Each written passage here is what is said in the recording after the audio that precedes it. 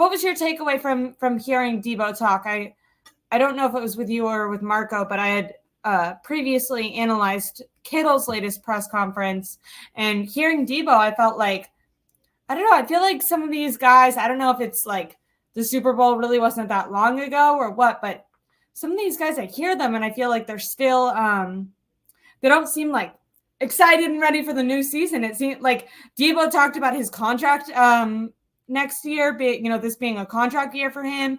He actually said that they were in talks with, and he didn't clarify if it was the Niners in talk or his agent in talk, but he said there was a team and a deal was like on the table, and it ended up not getting done. So he is where he is, and they worked it out with the 49ers.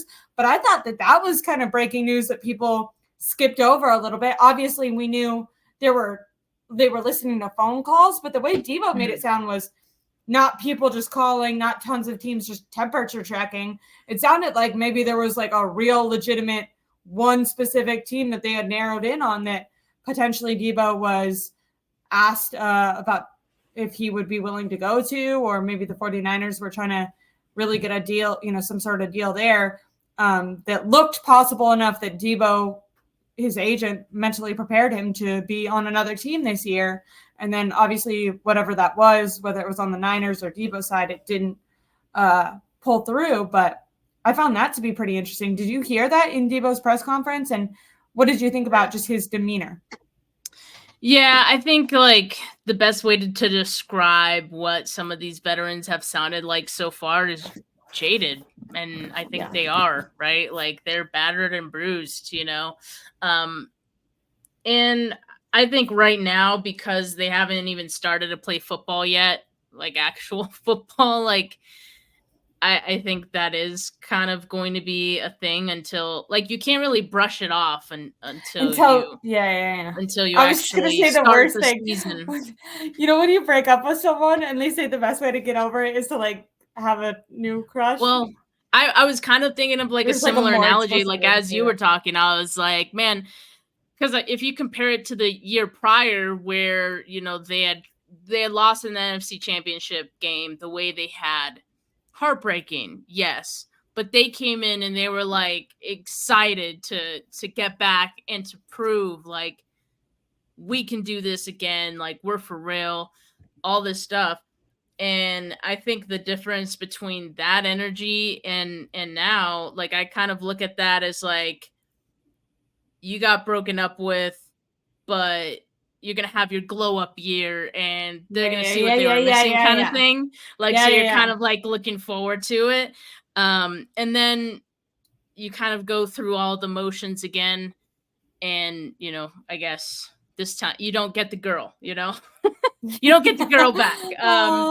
You did all the things and it doesn't work. You did all the things. You went through all like getting yourself up to be vulnerable and do it all over again, and you don't get what you wanted out of it. That's very difficult. Like speaking of like the mental aspect of Aiyuk and the contract thing, like on top of that, we're talking about Deebo and like the mental like maybe stress that he experienced and like potentially being traded this offseason.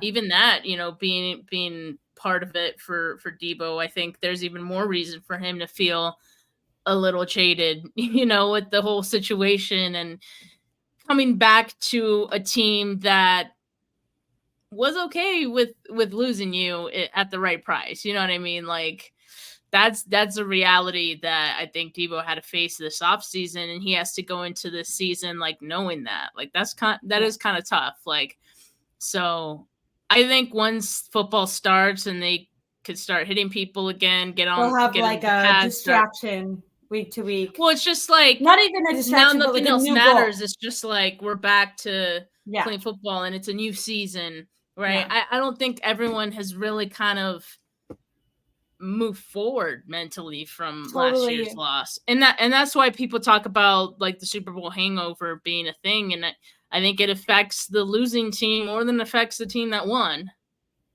I agree, because at least the team that won, you have that like celebratory energy where, and even if there is like a bit of a letdown, you're still like like the baseline is like a high, where like the losing team, it's like, damn, this is heart-wrenching. This is crushing.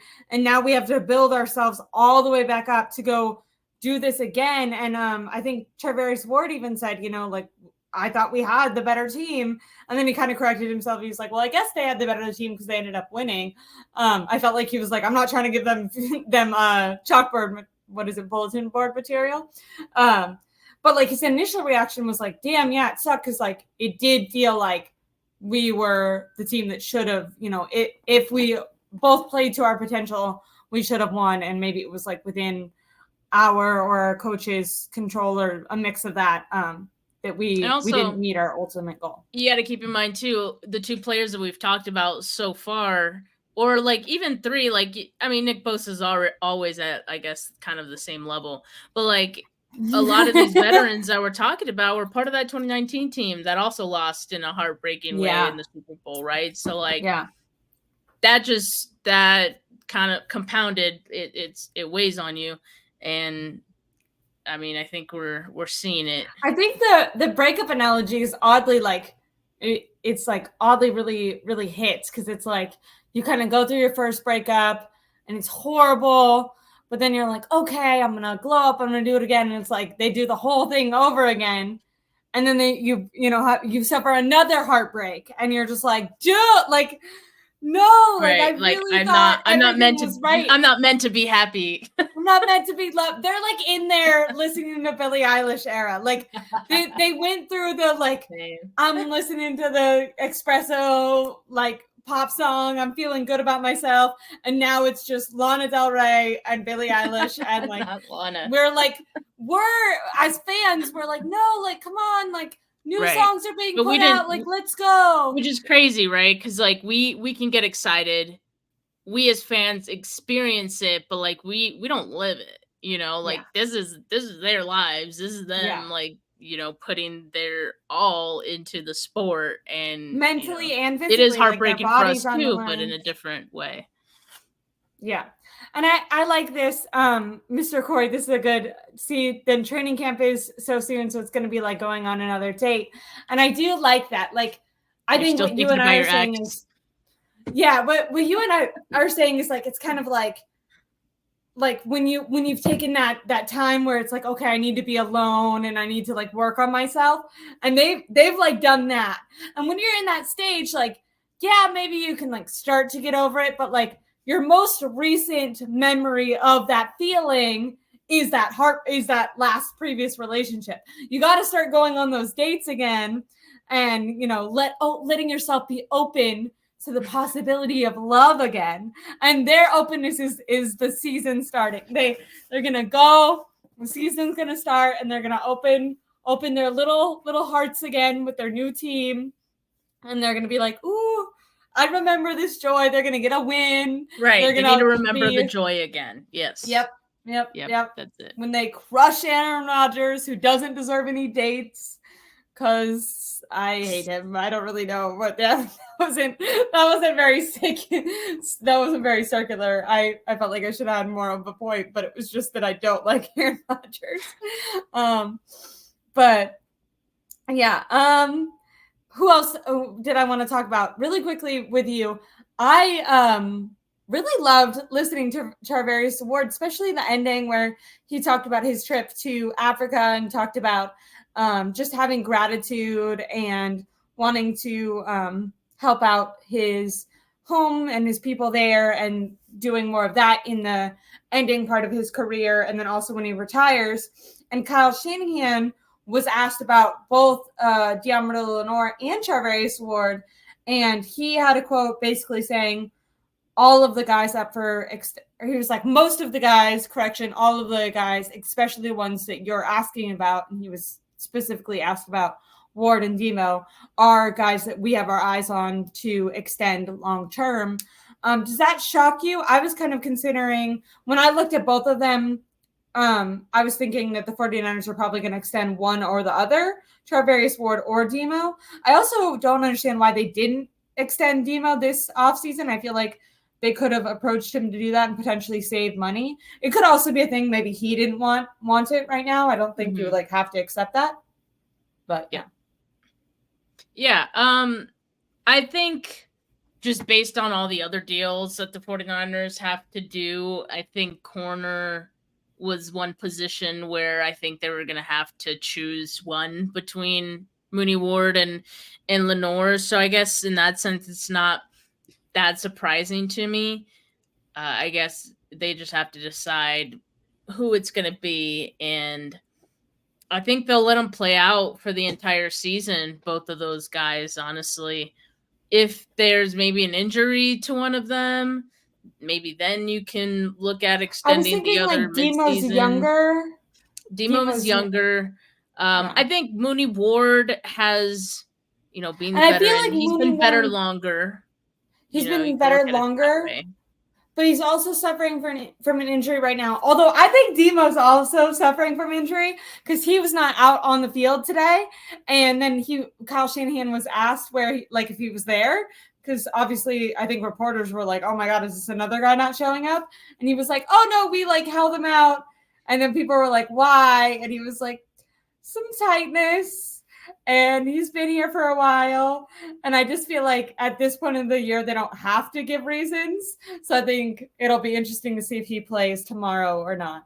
Kyle Shanahan was on one in his press conference today. I felt like he was spilling the beans a lot. He kind of dissed Levi Stadium. He was like, yeah, we can't practice here for the joint practices. Did you hear him talk about that? Yeah. Which is why they're doing UC Irvine for their joint practice with the Saints. I don't know how I didn't put this together. They're traveling all the way to UC Irvine for people who don't know to have the joint practices. And then they're coming back and playing the game at Levi's. Yeah. Weird. I don't know. Is that crazy to you? Well, I don't know. I guess I didn't know this, but I guess the Saints have their why didn't they just do it at the camp Saints? at UC Irvine? Okay. But why didn't I don't know if that's all the time or just sometimes, but yeah. Interesting. Okay, that makes sense. Maybe that makes a little sense. I was like, I feel like they should have just done it in the Saints then, but maybe if you're saying the Saints always do it in Irvine, maybe that's why. Okay. But I thought it was interesting for him to say that. Now, really quickly, did you have a theory on Jed York? I don't know why. He did this in a weird order. After the deal was announced, or was this after? The deal it was after, almost an hour after the McCaffrey deal was announced. Yeah. Okay. Why did he do it like this? Because I thought that potentially he was hinting at a Brandon Aiyuk deal. Because Jed York tweeted out, for people who don't have Twitter, do you ever have a premonition that you'll be sending out a tweet later in the day thanking and I'll learn how to speak a different day. Do you ever have a premonition that you'll be sending out a tweet later in the day thanking and congratulating someone for a job well done?